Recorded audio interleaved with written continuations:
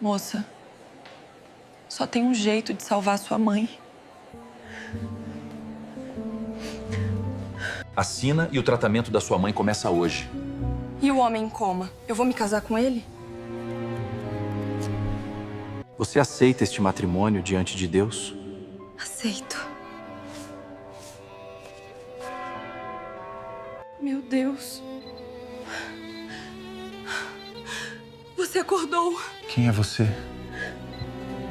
O céu ainda estava manchado de roxo quando Luísa acordou sobressaltada. Não foi o despertador que a tirou do sono profundo, mas sim o som abafado de sua mãe tossindo no quarto ao lado. Um som úmido, pesado, que arranhava os pulmões e ecoava pela casa simples de tijolos aparentes como um aviso sombrio. Ela levantou da cama estreita, sentindo o chão frio de cimento sob os pés descalços, e correu até o quarto da mãe. Dona Maria estava sentada na beira da cama, curvada para a frente, as mãos tremendo enquanto levava um pano à boca. Quando afastou o tecido, Luísa viu as manchas vermelhas, sangue fresco. Seu coração despencou. Mãe, a voz saiu trêmula. Não é nada, filha, só uma tosse mais forte. Dona Maria tentou sorrir, mas seus olhos fundos contavam outra história. Havia meses que aquela tosse persistia, cada dia pior que o anterior. O posto de saúde da cidade já não tinha mais respostas. Precisa de exames mais complexos, disseram. Precisa ir para a capital. Mas ir para a capital significava dinheiro que elas não tinham. Luísa ajudou a mãe a deitar novamente. Arrumou os travesseiros gastos e cobriu-a com a colcha de retalhos que a própria Dona Maria havia costurado anos atrás, em tempos melhores. A luz fraca da lâmpada pendurada no teto revelava as paredes descascadas. Os móveis velhos herdados de gerações. A pobreza digna que marcava aquela casa no interior de Minas Gerais. "Ai, vou fazer um café", Luísa sussurrou, beijando a testa febril da mãe. Na cozinha minúscula, ela preparou o café coado no pano, como aprendeu desde criança. O cheiro forte invadiu o ambiente enquanto ela observava pela janela o amanhecer preguiçoso sobre os morros verdes que cercavam a cidade de Santa Cruz das Pedras. Sua mente estava longe, calculando números impossíveis. Quanto custaria o tratamento? Quanto tempo Dona Maria ainda tinha? Como uma costureira de 23 anos, sem estudo completo, conseguiria reunir aquela fortuna? O toque estridente do celular velho a fez pular. Número desconhecido. Ela hesitou, mas atendeu. "Hello? Sandra Luísa Santos?" A voz do outro lado era masculina, formal, carregada de uma frieza profissional. "Meu nome é Dr. Henrique Vasconcelos. Sou advogado da família Almeida Branco." Luísa franziu a testa. Almeida Branco. Todo mundo na região conhecia esse sobrenome. Eram donos de fazendas imensas, indústrias, patrimônio histórico. Gente que aparecia no jornal local quando inaugurava alguma coisa ou doava cestas básicas no Natal. Gente de outro mundo. Sim, sou eu. Mas acho que ligou no número errado, doutor. Não há engano. A voz permaneceu neutra. Preciso encontrá-la pessoalmente. É sobre uma proposta que pode mudar sua vida e, principalmente, salvar a vida de sua mãe. Oh, o coração de Luísa disparou. Como aquele homem sabia sobre Dona Maria? Como o senhor? E posso explicar tudo pessoalmente. Hoje, se possível, na pousada colonial, às 10 horas. Pela gravidade do estado de saúde de sua mãe, aconselho que não demore. A ligação caiu antes que ela pudesse responder. Às 10 horas em ponto, Luísa entrou na pousada colonial, o único estabelecimento elegante de Santa Cruz das Pedras. Suas roupas simples, uma calça jeans desbotada e uma blusa de algodão, contrastavam violentamente com o ambiente de madeira nobre, lustres coloniais e toalhas de mesa bordadas. Ela se sentiu como uma intrusa. Doutor. Henrique Vasconcelos estava sentado em uma mesa discreta nos fundos. Era um homem de meia idade, terno impecável, cabelos grisalhos penteados para trás. Ao lado dele, uma pasta de couro e uma expressão que não revelava nada. "Senhorita Luísa, sente-se, por favor." Ela obedeceu, as mãos suando. "Vou direto ao ponto." Ele abriu a pasta e retirou documentos. "Meu cliente, Rafael Almeida Branco, sofreu um grave acidente automobilístico há 3 meses. Ele está em coma. Os médicos não sabem se ou quando ele despertará. Luísa escutava, sem entender aonde aquilo levava. Rafael é o único herdeiro direto da fortuna Almeida Branco. Antes do acidente, porém, ele havia começado a reorganizar os negócios da família, investindo em fundações sociais, educação, cultura. Contrariou muitos interesses. O advogado fez uma pausa calculada. Há pessoas na família que desejam vê-lo declarado legalmente incapaz para assumir o controle das empresas. Mas o que isso tem a ver comigo? Há uma cláusula no testamento do patriarca, avô de Rafael, que protege a herança de disputas internas. Caso o herdeiro esteja casado, nenhuma decisão sobre seus bens pode ser tomada sem o consentimento do cônjuge. É uma antiga tradição da família, criada para evitar golpes e brigas. O estômago de Luísa se revirou quando compreendeu. O senhor está me pedindo para casar-se com Rafael. A sentença caiu como uma lâmina. Um casamento civil, sem cerimônia, sem festa, apenas papel. Em troca, sua mãe terá acesso imediato ao Hospital Sírio-Libanês, em São Paulo, com todos os custos cobertos. Tratamento completo, os melhores médicos do país, acompanhamento integral. Luísa sentiu o mundo girar. Por que eu? Porque você é anônima. Porque não tem vínculos com nenhuma facção da família. E porque, francamente, está em posição de aceitar. A crueldade daquela última frase perfurou seu peito. Era verdade. Ela estava desesperada. E eles sabiam disso. Preciso pensar. E sua mãe tem, no máximo, 2 semanas sem tratamento adequado. O advogado deslizou um cartão pela mesa. Você tem até amanhã ao meio-dia. Depois disso, a proposta será retirada. Ele se levantou, deixou dinheiro para pagar o café que Luísa nem havia tocado e saiu. Ela ficou ali, sozinha, segurando aquele cartão como se ele queimasse em suas mãos. Lá fora, os sinos da igreja de São Sebastião começaram a tocar, chamando os fiéis para a missa. E Luísa, pela primeira vez na vida, não sabia se rezava por força para aceitar ou por coragem para recusar. Fim do capítulo 1. E aí? Será que Luísa vai aceitar essa proposta impossível? O que você faria no lugar dela? Deixa nos comentários! E se você está amando essa história, compartilha com aquele amigo que ama um drama de respeito. Bora juntos até o final! Luísa não dormiu naquela noite. Ficou sentada na cadeira de balanço ao lado da cama de Dona Maria, observando o peito da mãe subir e descer com dificuldade, cada respiração uma batalha silenciosa. A luz da lua entrava pela janela sem cortina, desenhando sombras no rosto cansado daquela mulher que havia sacrificado tudo por ela, que havia costurado até os dedos sangrarem para pagar a escola, que havia passado fome para que a filha comesse. Quando o primeiro raio de sol tocou o horizonte, Luísa já havia tomado sua decisão. Às 11h45 da manhã, ela ligou para o número do cartão. Doutor Vasconcelos? Eu aceito. Houve uma pausa breve do outro lado. Depois, apenas, ótimo. Um carro buscará vocês às 6 da tarde. Tragam apenas o necessário. O casamento acontece amanhã cedo em São Paulo. A viagem de carro durou 6 horas. Luísa e Dona Maria foram acomodadas no banco traseiro de uma BMW preta, com vidros fumês, dirigida por um motorista silencioso que não respondeu nenhuma das perguntas nervosas de Luísa. Dona Maria, fraca demais para questionar, apenas segurou a mão da filha durante todo o percurso, seus olhos marejados revelando que ela sabia que algo estava errado, mas confiava na filha. Chegaram a São Paulo já à noite. A cidade era um monstro de luzes, concreto e velocidade. Tudo que Santa Cruz das Pedras não era. O carro as levou direto para o Hospital Sírio-Libanês. Ali, Dona Maria foi recebida por uma equipe médica que já estava esperando. Exames, internação imediata, palavras técnicas que Luísa mal compreendia, mas que soavam como promessas de vida. Quando os médicos levaram sua mãe, Luísa ficou sozinha no corredor luxuoso que cheirava a álcool e flores tropicais frescas. Era tudo tão diferente do posto de saúde de sua cidade, onde faltava até gaze.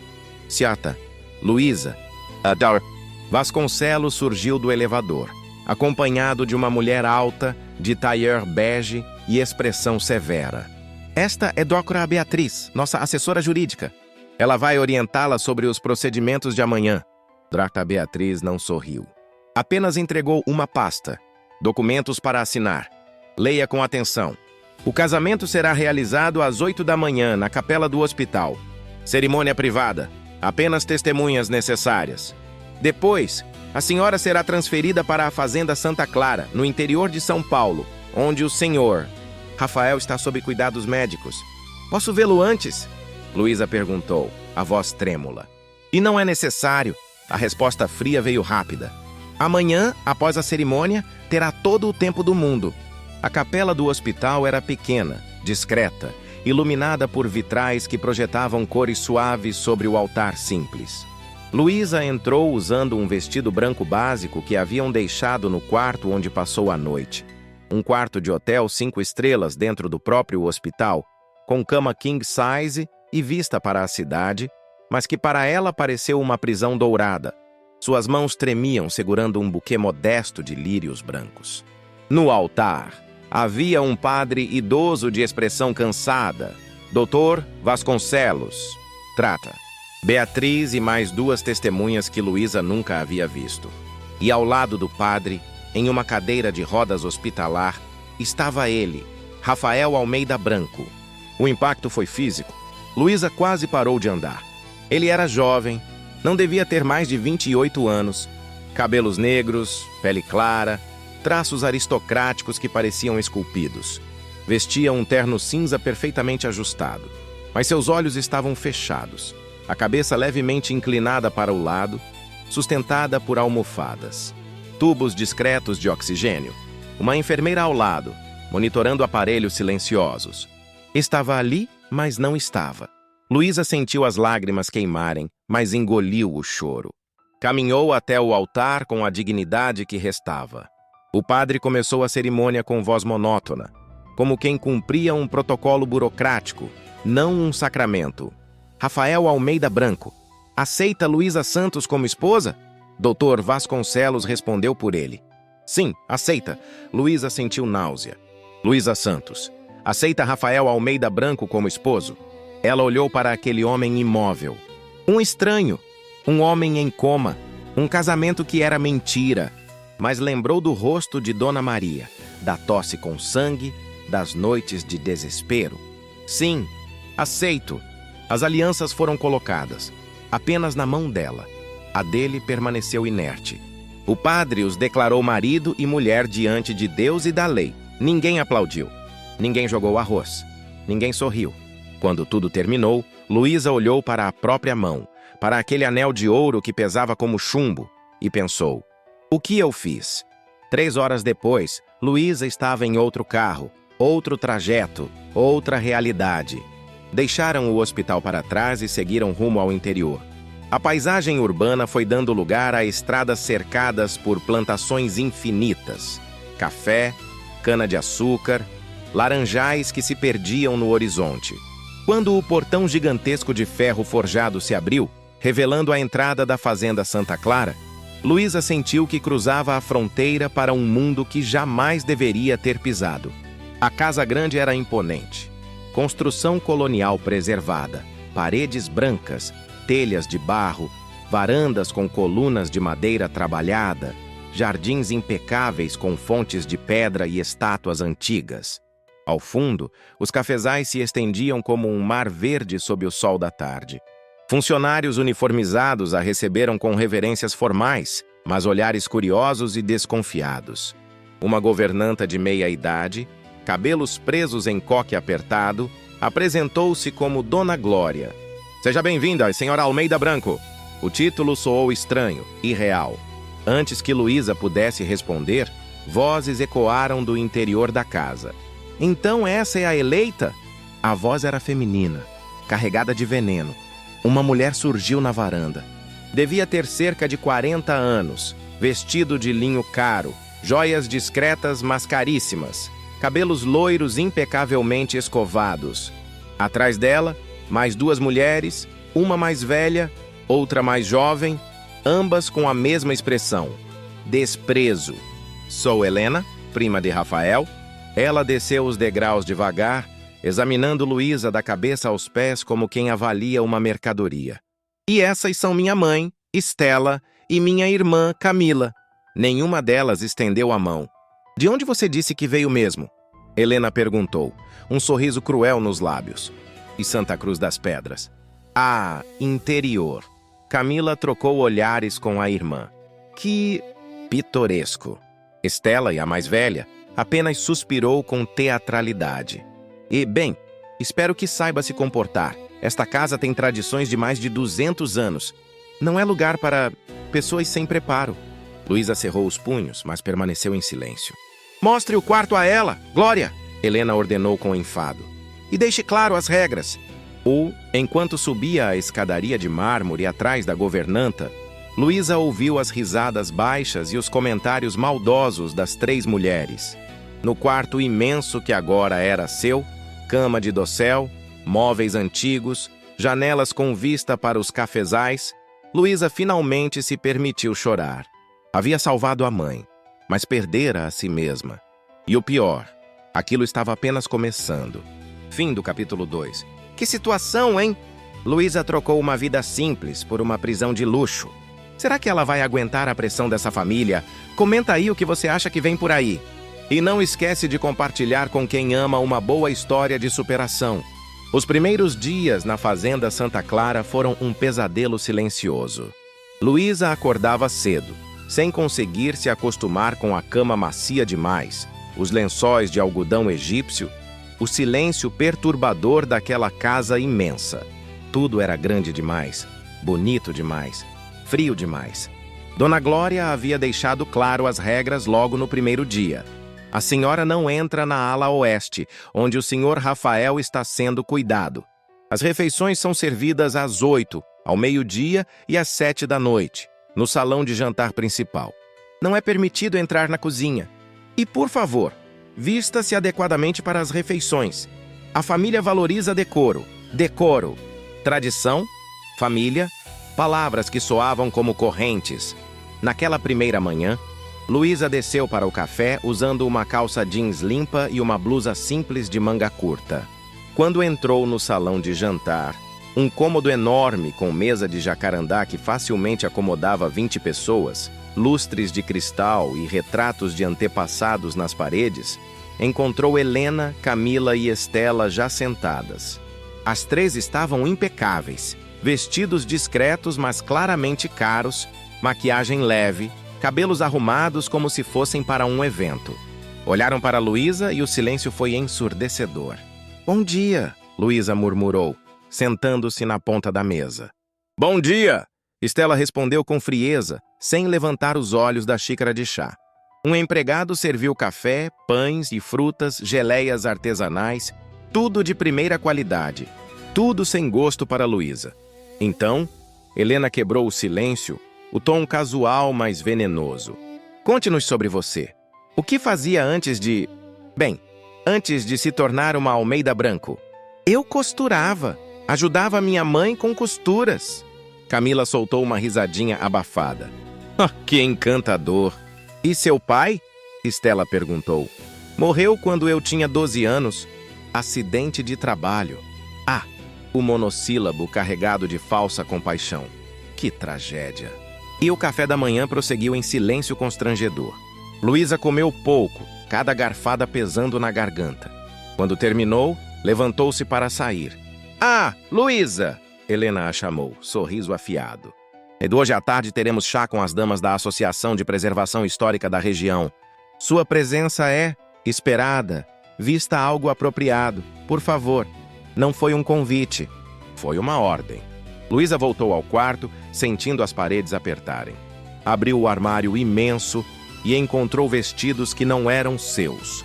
Alguém havia providenciado um guarda-roupa completo, tudo em seu tamanho, tudo elegante e conservador. Roupas de uma pessoa que ela não era. Escolheu um vestido azul marinho simples, sem decotes, até os joelhos. Olhou-se no espelho e mal se reconheceu. "Quem é você?" sussurrou para o próprio reflexo. Uma batida suave na porta a sobressaltou. "Entre." Era um homem idoso, cabelos brancos, pele curtida pelo sol, macacão de trabalho surrado. Carregava um balde com ferramentas. "Bom dia, senhora. Sou o seu Joaquim, caseiro da fazenda." Vim verificar a fechadura da janela que estava travando. Luísa assentiu, aliviada por uma presença que não parecia hostil. Enquanto ele trabalhava, ela percebeu que ele a observava pelo canto do olho. A senhora não precisa ter medo de mim, não, ele disse de repente, voz baixa. Trabalho aqui há 42 anos, vi essa família crescer, vi muita coisa. Sim, seu Joaquim. Luísa hesitou. Posso perguntar uma coisa? Pode, sim. Rafael. Ele era. Como ele era?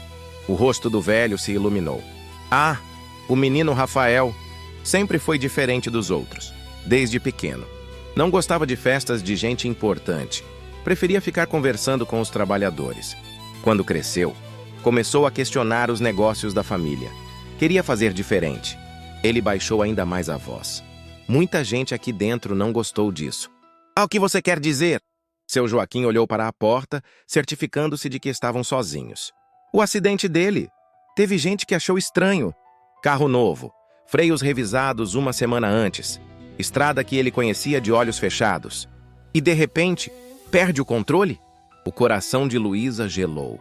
Você está dizendo que... Oh, não estou dizendo nada, senhora. Só acho que a senhora devia tomar cuidado. Essa família tem muitos segredos, e nem todos querem que esses segredos apareçam. Ele terminou de arrumar a janela e se levantou. Se precisar de alguma coisa, pode me chamar. Moro na casa ao lado do celeiro.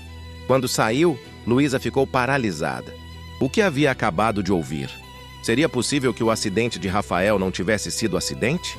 O chá da tarde foi uma tortura refinada. 10 mulheres elegantes, todas de famílias tradicionais da região, sentadas na varanda coberta de jasmins, falando sobre restauração de igrejas barrocas, leilões beneficentes e crianças que estudavam na Europa. Luísa foi apresentada como a nova esposa de Rafael, e os olhares foram uma mistura de curiosidade, piedade e julgamento. Que situação delicada, uma delas comentou, voz melosa. Casar-se com um homem em coma deve ser tão solitário. É uma situação incomum. Helena interveio, fingindo solidariedade. Mas Luísa tem sido muito corajosa. O veneno era sutil, mas estava lá. Durante o chá, Camila contou uma história sobre um baile beneficente onde Luísa teria que comparecer na próxima semana. Claro, você sabe valsar, não é? Perguntou o inocente. Luísa não sabia, e todas ali sabiam disso. Quando finalmente o evento terminou e as senhoras partiram, Luísa subiu correndo para o quarto. Mas antes de chegar, ouviu vozes vindas da biblioteca. Reconheceu Helena e uma voz masculina que não conhecia. Aproximou-se em silêncio. Não podemos deixar que ela fique aqui, Augusto. Ela não é da família, não tem educação, não sabe nada de negócios. Ana Helena, o testamento é claro. Enquanto Rafael estiver casado, ela tem direitos. Então, precisamos encontrar um jeito de anular esse casamento, ou de fazê-la desistir. E como pretende fazer isso? Deixa comigo. Gente como ela não aguenta pressão. Vai embora sozinha. Luísa se afastou antes de ser descoberta, o coração martelando. Voltou ao quarto e trancou a porta. Naquela noite, não conseguiu dormir. Ficou olhando pela janela para os cafezais iluminados pela lua, sentindo-se como uma prisioneira em uma gaiola de ouro. Foi então que decidiu. Não fugiria, não desistiria. Se queriam afastá-la, teriam que lutar muito. No dia seguinte, Luísa acordou com um propósito. Vestiu-se com um dos vestidos mais simples do armário e desceu até a cozinha, quebrando as regras. Lá encontrou uma senhora negra, robusta, de avental florido e rosto bondoso, preparando pães. Oi, meu bem, você não pode ficar aqui. A dona Glória vai... Eu sei, mas eu preciso aprender. Preciso conhecer essa casa de verdade. Não só os salões bonitos.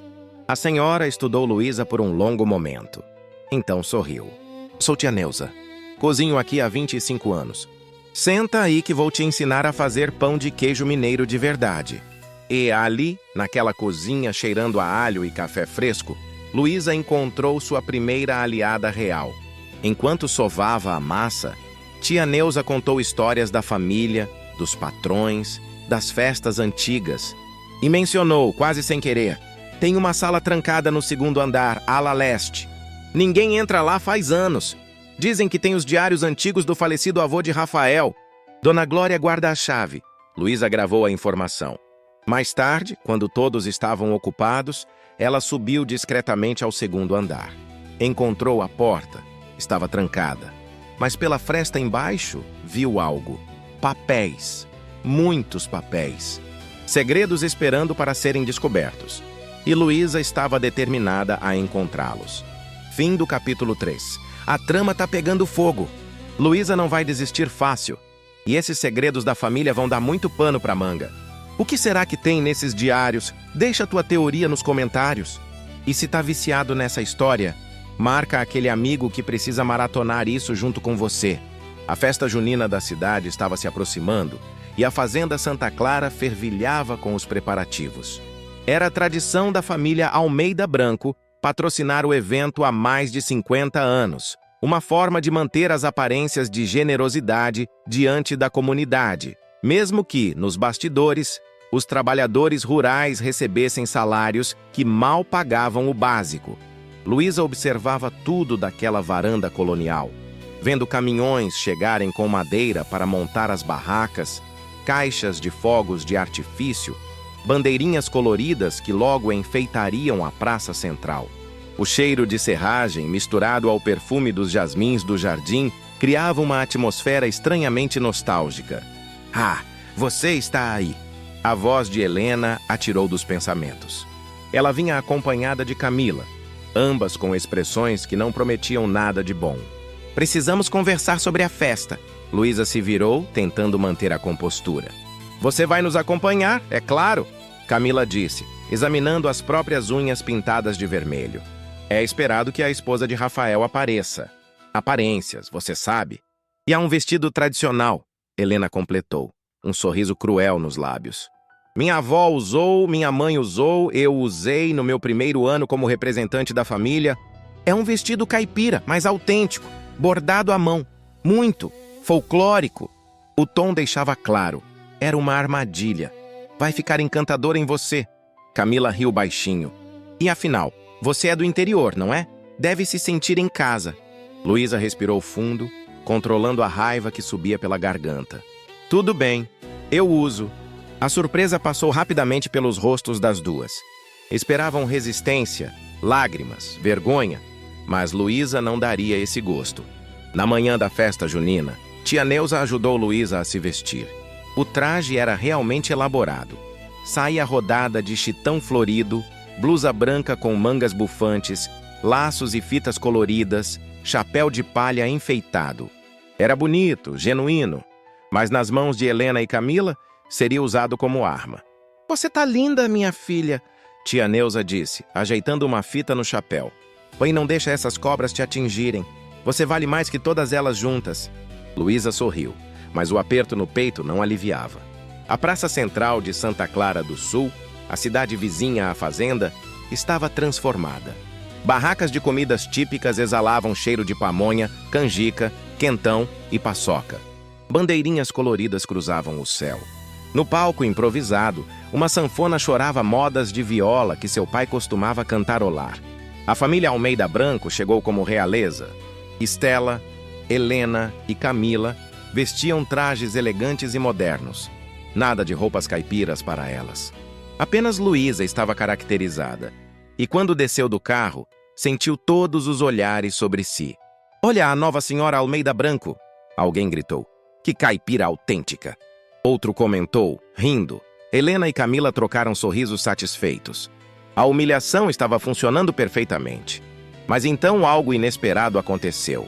Uma senhora idosa, de vestido simples e rosário no pescoço, aproximou-se de Luísa. Minha filha, você tá igualzinha às moças de antigamente. Que coisa mais linda! Parece aquelas festas de verdade, quando a gente não tinha vergonha das nossas raízes. Outras pessoas começaram a se aproximar. Trabalhadores rurais, comerciantes locais, gente simples que via em Luísa algo que as outras mulheres da família não tinham. Humildade genuína. A senhora aceita dançar a quadrilha com a gente?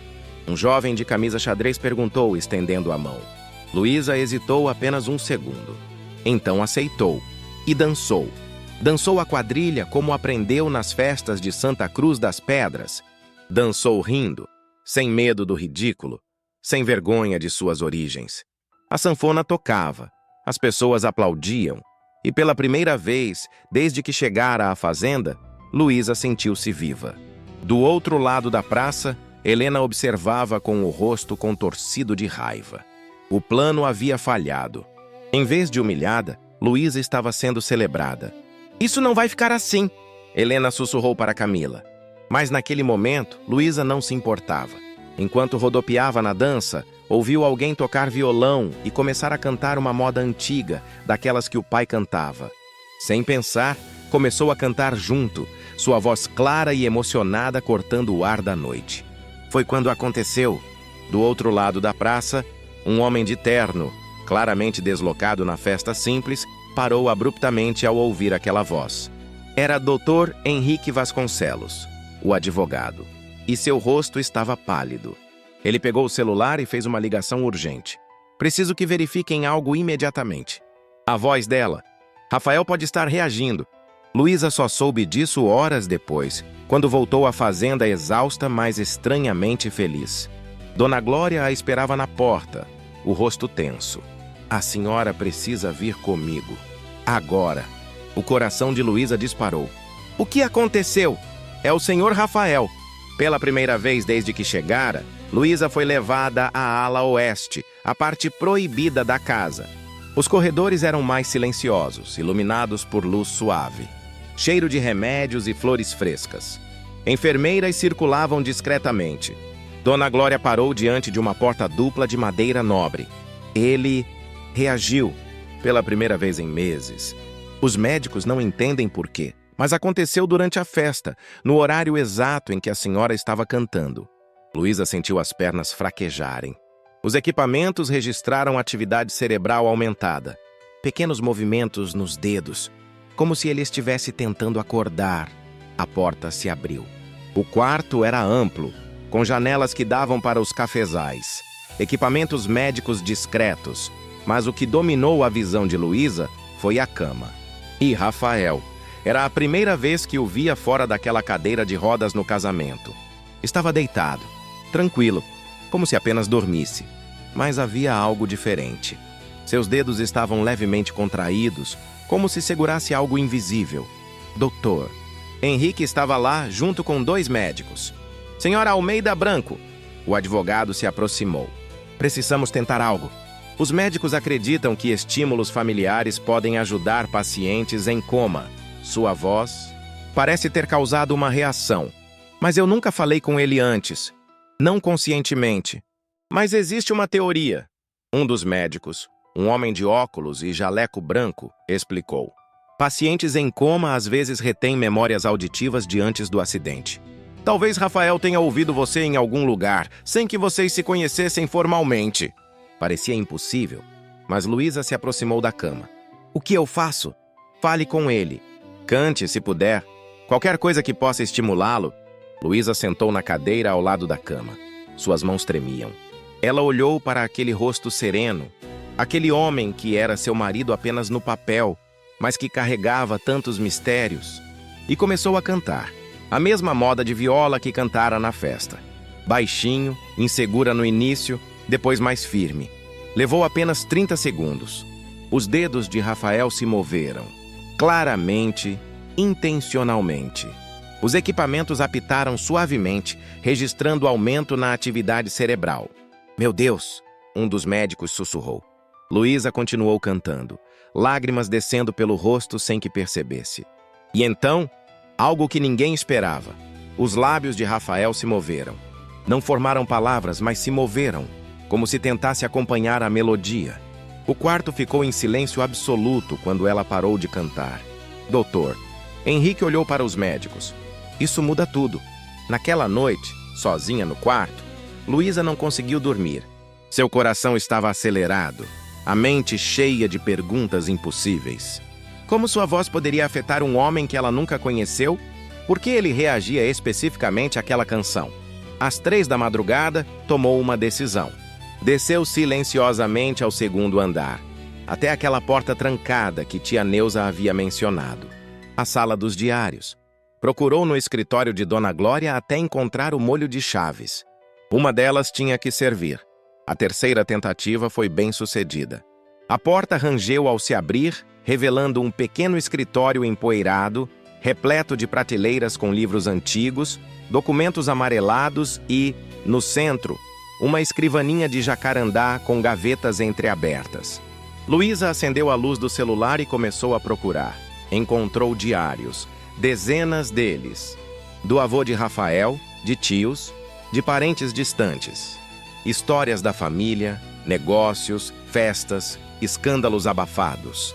E então encontrou um caderno diferente, mais recente, capa de couro, sem nome. Abriu na primeira página e leu: Diário Pessoal, Rafael Almeida Branco. As mãos de Luísa tremeram ao virar as páginas. Eram anotações dos últimos 2 anos, planos para reformular os negócios da família, críticas aos primos, desejo de investir em educação e cultura para comunidades carentes. E então, uma entrada que a paralisou. 15 de março. Fui até Santa Cruz das Pedras hoje para avaliar a construção da nova escola que pretendo financiar. Durante o almoço no restaurante da praça, ouvi uma moça cantando enquanto servia as mesas. Voz inacreditável. Perguntei o nome dela ao dono, Luísa Santos. Não consigo parar de pensar naquela voz. É como se carregasse algo que esta família perdeu há gerações. Verdade. O mundo parou. Rafael a conhecia. Ele havia estado em sua cidade. Havia ouvido sua voz. Meses antes do acidente. E alguém havia arranjado aquele casamento exatamente com ela. Não era coincidência. Era um plano. Mas de quem? Fim do capítulo 4. Gente, isso tá ficando insano! Rafael conhecia a Luísa antes de tudo. Quem armou esse casamento e por quê? Deixa a tua teoria mais louca nos comentários. E se você tá de queixo caído igual eu, compartilha essa história agora porque o plot twist tá só começando. Luísa não voltou para o quarto naquela noite. Ficou na sala trancada, sentada no chão empoeirado, lendo cada página daquele diário à luz do celular. Suas mãos tremiam a cada linha, a cada revelação que destruía tudo que ela pensava saber sobre sua própria história. Rafael não havia mencionado apenas aquele encontro em Santa Cruz das Pedras. Havia voltado lá 3 vezes. Sempre discretamente, sem alarde, observando a construção da escola que financiava em segredo. E em cada visita, mencionava Luísa. 2 de abril. Voltei à cidade. Vi Luísa novamente. Ela estava ajudando a mãe a carregar tecidos para casa. Algo nela me atrai de forma inexplicável. Não é só a beleza simples, é a força, a dignidade. Tudo que minha família perdeu debaixo de tanto ouro e aparência. 15 de maio. Descobri que a mãe dela está doente. Câncer, provavelmente, sem tratamento adequado. Fiz contato discreto com o hospital da região, oferecendo patrocínio anônimo. Mas a família é orgulhosa demais para aceitar caridade. Luísa trabalha dia e noite para juntar dinheiro. Isso me parte o coração. 3 de junho. Contei ao avô sobre ela. Ele me ouviu em silêncio e depois disse algo estranho. Se você encontrou alguém que te faz querer ser melhor, não deixe escapar. Mas cuidado com os lobos dentro desta casa. Não entendi completamente, mas percebi preocupação genuína em seus olhos. As lágrimas desciam pelo rosto de Luísa. Rafael tinha sentimentos por ela, antes do acidente, antes de tudo. Mas então veio a entrada que mudou tudo. 20 de junho. Descobri algo grave. Augusto e Helena estão desviando fundos da fundação social que criei. Milhões sendo canalizados para contas fantasmas. Confrontei-os hoje. Augusto me ameaçou veladamente. Helena disse que eu estava destruindo o legado da família com essas ideias de comunista. Preciso agir rápido. Vou procurar Dr. Henrique amanhã para revisar todos os contratos. Se algo acontecer comigo, a frase ficava incompleta. Era a última entrada do diário. 2 dias depois, Rafael sofreu o acidente. Luísa sentiu o sangue gelar. Seu Joaquim estava certo. Não foi acidente. Foi tentativa de assassinato. E o casamento arranjado? Quem realmente estava por trás disso? Continuou procurando entre os papéis até encontrar um envelope lacrado, escondido no fundo de uma gaveta. Estava endereçado, para ser aberto apenas em caso de morte ou incapacitação permanente de Rafael Almeida Branco. Luísa hesitou apenas 1 segundo antes de rasgar o lacre. Dentro havia uma carta. Letra manuscrita, elegante, papel timbrado com o brasão da família. Meu querido neto, se você está lendo isto, significa que meus piores temores se concretizaram. Eu sabia que sua determinação em reformar esta família traria perigo. Helena, Augusto, até mesmo Estela, todos se acostumaram demais com o poder e o luxo que o dinheiro da família proporciona. Eles nunca aceitarão mudanças. Por isso, tomei providências. Modifiquei meu testamento há 3 meses, incluindo uma cláusula que protege seus interesses. Caso você esteja casado, nenhuma decisão sobre a herança pode ser tomada sem consentimento do cônjuge. E mais, sua esposa terá direito à metade de todos os bens pessoais se provado que houve conspiração familiar contra você. Mas não posso escolher sua esposa. Isso cabe a você e à vida. Porém, deixei instruções claras para Dr. Henrique Vasconcelos, meu advogado de confiança e único homem que ainda considero honesto neste circo. Caso algo aconteça antes que você se case, ele deve encontrar alguém de coração puro, alguém que não tenha vínculos com nossa família, alguém que você teria escolhido se pudesse. Confiei nele para encontrar essa pessoa e confio em você para despertar e terminar o que começou. Com todo o meu amor e esperança, vovô Eduardo. Luísa leu e releu a carta 5 vezes. Finalmente entendia tudo. Dr. Henrique não havia escolhido ela aleatoriamente. Ele conhecia o diário de Rafael, sabia do interesse dele por Luísa e seguiu as instruções do avô, criando o casamento que protegeria tanto a herança quanto a própria Luísa. Mas Helena, Augusto e os outros não sabiam disso. Para eles, Luísa era apenas uma peça descartável no jogo de poder. Um peão que podia ser facilmente removido. O sol começava a nascer quando Luísa finalmente saiu da sala. Trancou a porta e voltou para o quarto. Escondeu as páginas mais importantes do diário dentro de um livro velho na estante. Precisava de provas, mas também precisava de estratégia. Pela primeira vez desde que chegara à fazenda, Luísa não se sentia uma vítima. Sentia-se uma guerreira. O café da manhã daquele dia foi diferente.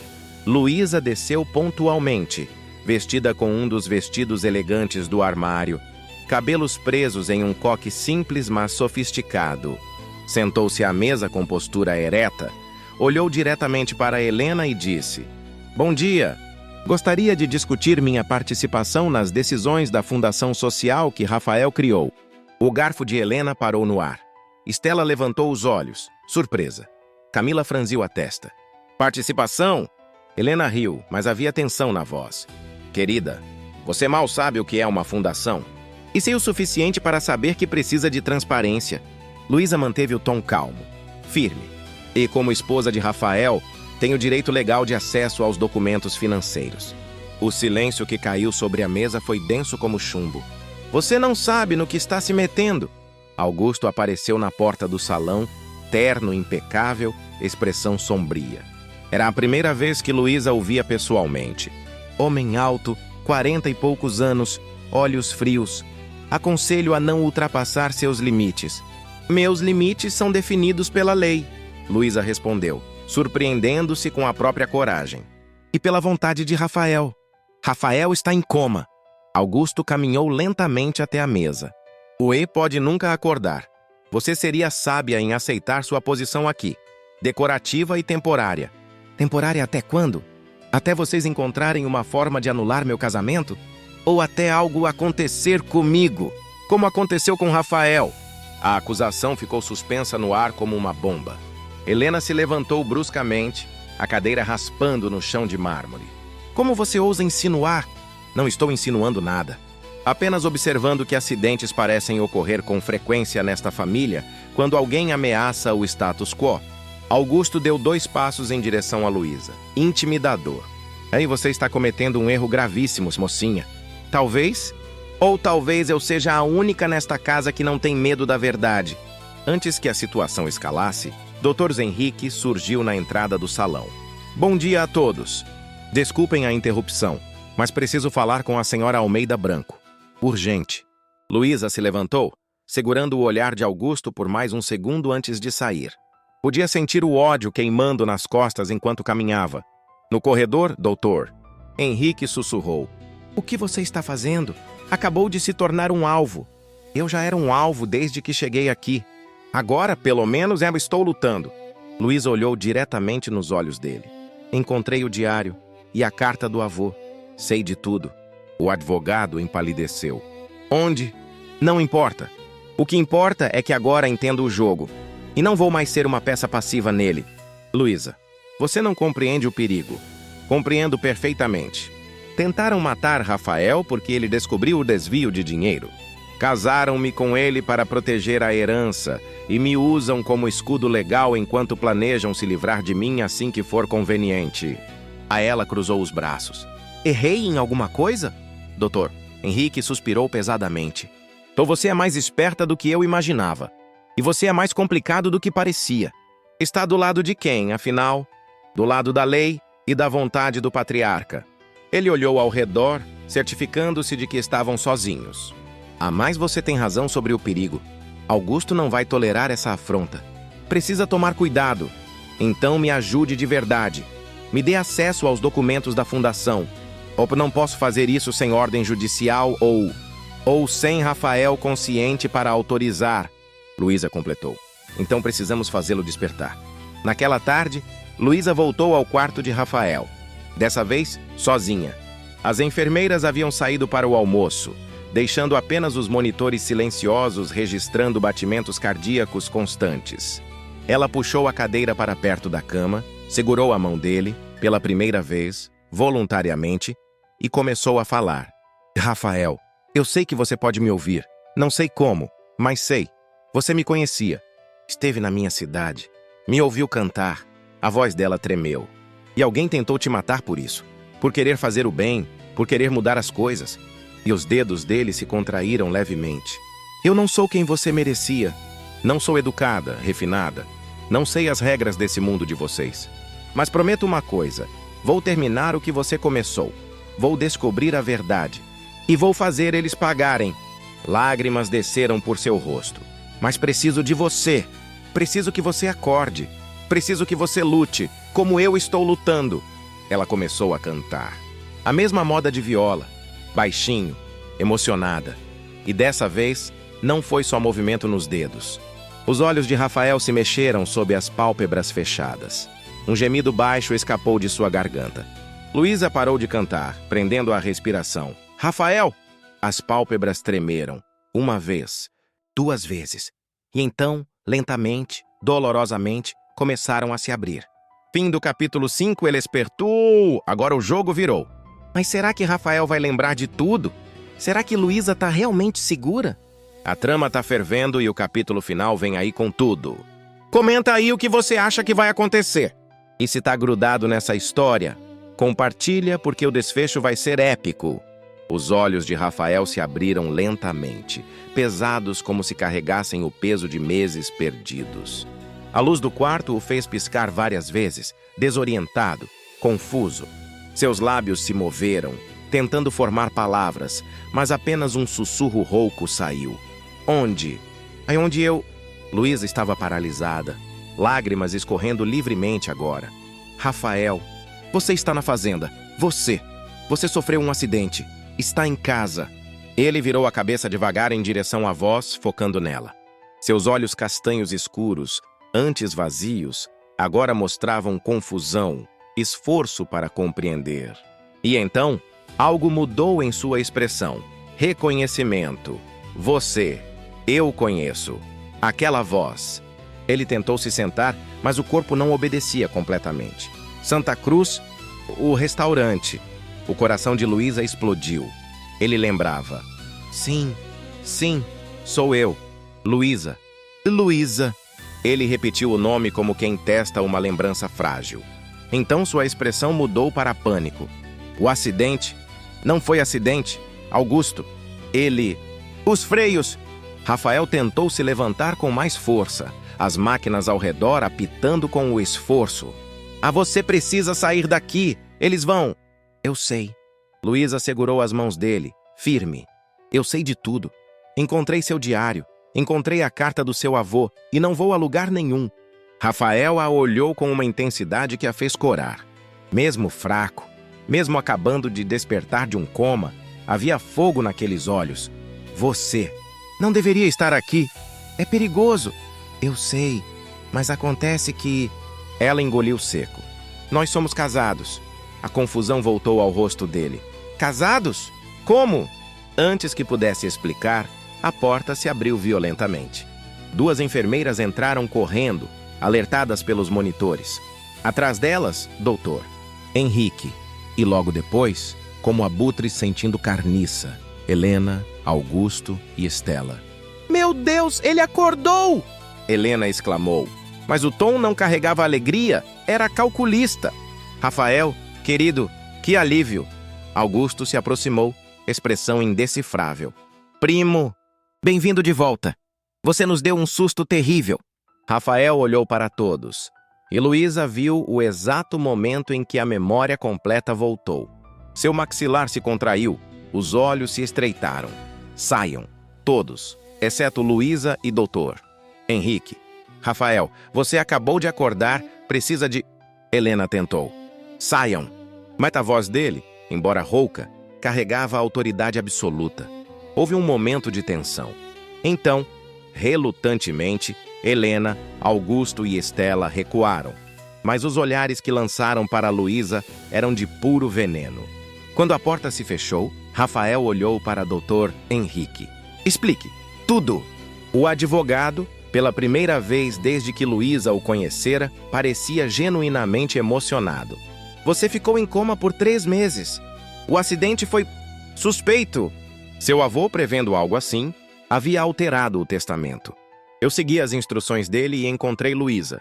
Vocês se casaram enquanto você estava inconsciente para proteger a herança. Rafael processou a informação, então olhou para Luísa. Você aceitou casar com um homem em coma. Por quê? A voz dela saiu baixa, honesta. Minha mãe estava morrendo, precisava de tratamento urgente. Eles me ofereceram isso em troca do casamento. Lágrimas de vergonha brotaram. Eu sei que foi mercenário, eu sei que foi errado, mas ela é tudo que eu tenho. Rafael segurou a mão dela com mais força. E sua mãe? Está viva. Respondendo ao tratamento. No sírio-libanês? Ele assentiu lentamente, então olhou para o advogado. Os documentos da fundação. Augusto e Helena tiveram acesso? Tentaram. Mas com o casamento, Luísa tem poder de veto. Eles não conseguiram tocar em nada. Um sorriso fraco apareceu no rosto de Rafael. E então funcionou. Ele olhou para Luísa. Meu avô escolheu bem. Os dias seguintes foram um turbilhão. Rafael se recuperava rapidamente. Os médicos chamavam de milagre, mas ele sabia que era pura força de vontade, alimentada por raiva e sede de justiça. Fisioterapia intensiva, exames e, entre tudo isso, conversas longas com Luísa.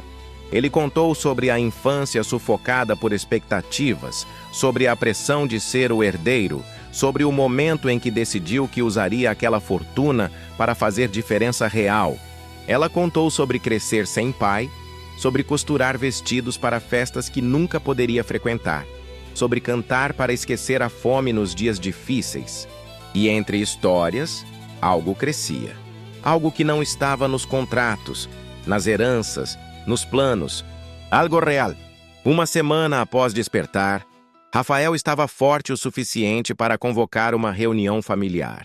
No grande salão da fazenda, sob o lustre de cristal que testemunhara gerações de Almeida Branco, ele se sentou à cabeceira da mesa. Luísa ao seu lado. Dr. Henrique com uma pasta volumosa. E do outro lado, Helena, Augusto, Estela e Camila. Vou ser direto. Rafael começou, voz firme. Tenho provas do desvio de fundos da Fundação Social. Registros bancários, transferências, contas fantasmas, tudo documentado. Augusto empalideceu, mas manteve a compostura. Não sei do que está falando. Não? Rafael deslizou papéis pela mesa. Estes extratos dizem o contrário. 5 milhões desviados nos últimos 2 anos. Para contas em seu nome e no de Helena. Helena se levantou, indignada. Isso é ridículo. Nós somos família. É a família que tentou me matar. A acusação caiu como uma bomba. Eu me lembro, Helena. Me lembro da discussão que tivemos 2 dias antes do acidente. Me lembro de você dizer que eu estava destruindo o legado. E me lembro de Augusto dizendo que acidentes acontecem com quem não sabe seu lugar. Você não pode provar nada. Augusto bateu na mesa. Posso. Seu Joaquim entrou no salão trazendo um laptop. Seu Joaquim, por favor. O velho caseiro abriu o computador. Câmeras de segurança que o falecido Eduardo mandou instalar secretamente há 2 anos, quando começou a desconfiar de problemas internos. Ninguém sabia delas. Exceto eu, que tinha ordens de só entregar as gravações ao Rafael ou ao doutor Henrique em caso de emergência. Ele apertou play. As imagens mostravam a garagem da fazenda na madrugada anterior ao acidente. Augusto, claramente visível, mexendo sob o capô do carro de Rafael. 20 minutos de trabalho meticuloso nos freios. O silêncio no salão era sepulcral. Ainda quer dizer que foram imaginações minhas? Rafael perguntou, voz gelada. Augusto estava pálido como um cadáver. Helena começou a chorar, mas não eram lágrimas de arrependimento. Eram de raiva por ter sido pega. Vocês têm 2 opções, Rafael continuou. 1. Eu entrego isso à polícia e vocês enfrentam tentativa de homicídio e fraude. Vão para a cadeia. Ou 2. Devolvem cada centavo desviado. Renunciam a qualquer pretensão sobre a herança. Deixam esta casa imediatamente e desaparecem das nossas vidas. Para sempre. Você não pode nos expulsar, Estela finalmente falou. Esta casa é nossa família há gerações. Esta casa é minha, Rafael corrigiu. E por herança direta. E eu escolho quem fica. Helena olhou para Luísa com ódio puro. Tudo isso por causa dessa qualquer coisa que você trouxe para cá. Se Rafael se levantou, apoiando-se na mesa. Cuidado! Você está falando da minha esposa. A mulher que ficou ao meu lado quando todos vocês já estavam dividindo meu funeral. A mulher que tem mais coragem e honra em um dedo do que toda esta família junta. Luísa sentiu as lágrimas virem, mas dessa vez não eram de tristeza. Vocês têm até amanhã, ao meio-dia, para decidirem, Dr. Henrique concluiu. Depois disso, as provas vão para as autoridades. Eles escolheram o exílio. Dentro de 2 dias, Helena, Augusto, Estela e Camila deixaram a Fazenda Santa Clara, levando apenas o permitido por lei.